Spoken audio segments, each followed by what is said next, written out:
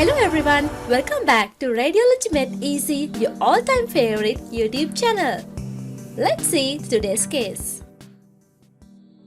So, this is the image of today's case. First, go through it and come to your own diagnosis. Then we will continue with the case discussion.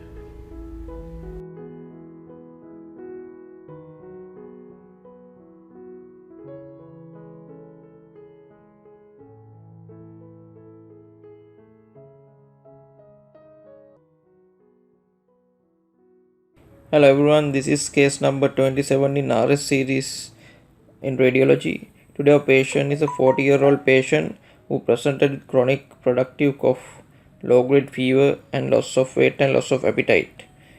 So this is a frontal chest radiograph of skated mature male patient. So you can see the obvious pathology is multiple small nodules. So they are small nodules about 0.5 millimeter to 2 millimeter small miliary nodules.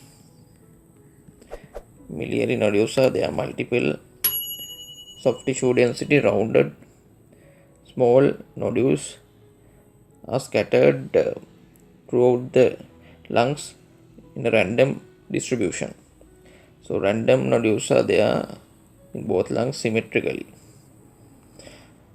They are of soft tissue density, and there are no reticular type opacifications, no bilateral proliferation, no pneumothorax, and diaphragm contour normal, no hilar masses, no right paratracheal masses, no mediastinal masses, no cardiomegaly, trachea is central, and no paraspinal masses also, and you can't see any obvious bone pathology. So the diagnosis in this case is miliary TB. Miliary TB you see soft tissue density, multiple nodules 0.5 to 2 millimeters distributed throughout both lungs symmetrically. So differential diagnosis for miliary nodules are miliary carcinomatosis,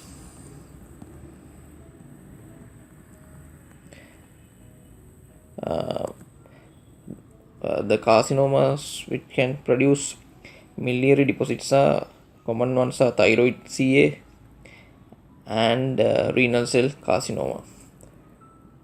Other one is infections like fungal infections can produce this kind of a similar appearance. So when you see nodules, you have to differentiate with depending on the size of the nodule, whether they are 0.5 to 2 millimeters or 2 to 5 millimeters or more than 5 millimeters. So differential diagnosis changes depending on the size of the nodules, and also important is density of the nodules, whether they are ground glass density or soft tissue or high density like calcified density.